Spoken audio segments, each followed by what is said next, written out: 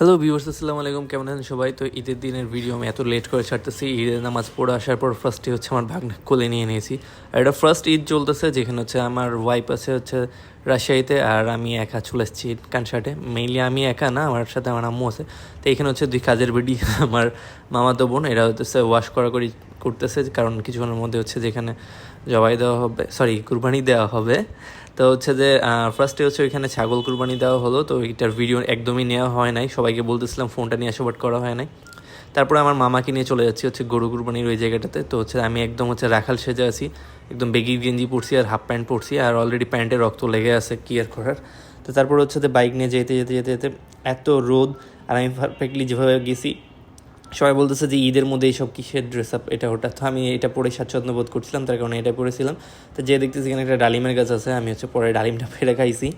কিন্তু এক পর্যায়ে যা দেখতেছি এখানে অনেকগুলো কাজ এরা আগাই দিয়েছে আমাদের ওদিকে ছাগলের কাজ করতে করতে। তো তারপর হচ্ছে আমরা সামনের দিকে আগাই যাই। তারপর হচ্ছে যে মামা আমাকে বলে যে নে গাড়ির চাবি নিয়ে আর সব কিছু ওখানে রেখে আসার পর হচ্ছে কাজে নেমে পড়। তো আমি ফার্স্টের দিকে বললাম যে ঠিক আছে, আমি একটু ভিডিও নিয়ে নিই। তারপর ভিডিও নেওয়ার জন্য হচ্ছে সামনের দিকে এগিয়ে গেলাম।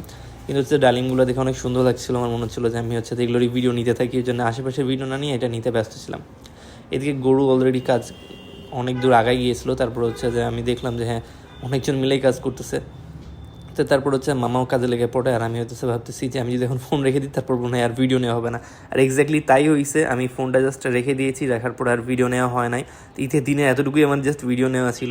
দেখতে দেখতে হচ্ছে যে কাজ করতে করতে কখন যে সন্ধ্যা থেকে হয়ে গেছে। তারপর হচ্ছে যে সন্ধ্যা হইতে হইতে সবগুলো মাংস ভাগাভাগি করে সবাইকে দিতে যাওয়ার পর হচ্ছে যে রাত হয়ে গেছে। এক পর্যায়ে যখন বাসায় ঢুকছি তখন হচ্ছে যে এটা দানু বুড়ি, এটাও আমার মামাতো বোনের মেয়ে। তো এই হচ্ছে যে বাইকে ওঠার জন্য একটু করতেছিল, তারা বাইকে উঠাইছে, এত খুশি হয়েছে।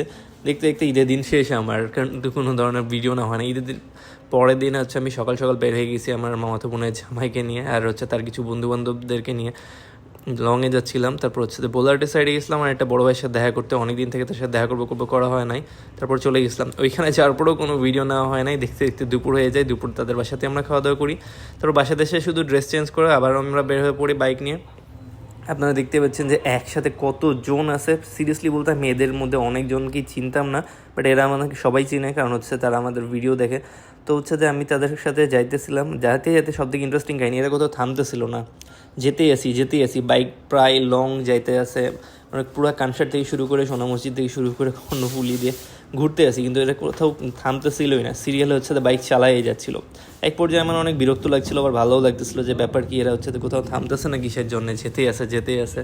তো হচ্ছে যে এরা হচ্ছে যে কোন জায়গাতে যে থামবে কেউ বুঝতে পারতেছে না, কারণ কেউ বলতেছে ডানে যাবে, কেউ বলছে বামে যাবে, কেউ হচ্ছে যে রাস্তাতে কেউ কারোর কথা না শুনে ডানে বামে চলে যাচ্ছে অটোমেটিকলি, কারণ কারোর প্ল্যান থাকতেছে ডানে যাওয়ার, কারোর প্ল্যান থাকতেছে বামে যাওয়ার। এই হয়েছে সারাদিনের কাহিনী। তো এক পর্যায়ে যে আমার এতটা রাগ লাগতেছিল যে এরা সিরিয়ালে বাইক চালায় যাচ্ছে, আমি রাত্রেবেলা হচ্ছে আবার রাশিয়া ব্যাক করবো, আবার বাইক চালায়, তো এতে কোনো সমস্যা নাকি, মানে কী ব্যাপার, কোথাও তো থামবে, একটু রিল্যাক্স করবে, পিকচার তুলবে বা কিছু করবে।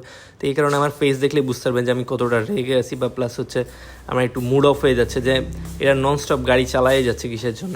তো ওভারঅল ভালোই লাগতেছিলো, আড্ডা দিচ্ছিলাম তাদের সাথে, বাইক চালাতে গল্প হচ্ছিলো, এটা হচ্ছিলো। কিন্তু কোথাও থামবে তো কিছু খাওয়া দাওয়া করবে বা কোথাও ঘুরবে, পিছিয়ে তুলবে, ভিডিও করবে, বাট না, তাদের কোনো খবরই নেই।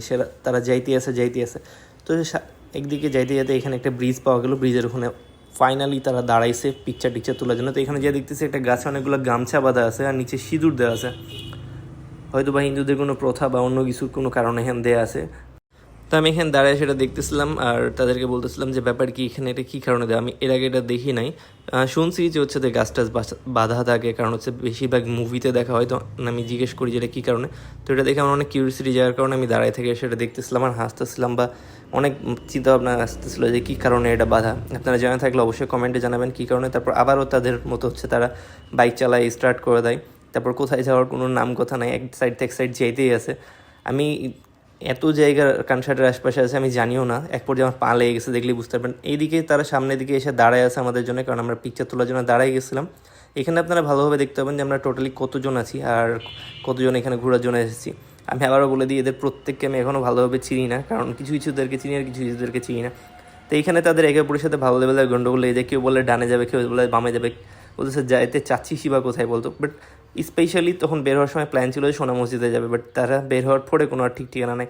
তো এখানে আমারও অনেক বিরক্ত লেগে যায়। তারপর আমি তাদেরকে বলি তোমরা যেদিকে ইচ্ছা যাও, আমি চলে গেলাম। পরে আমার যে এটা মামাতো বোনের জামাই আছে সে বললো যে ঠিক আছে ভাই চলেন আপনার সাথে আমি যাচ্ছি।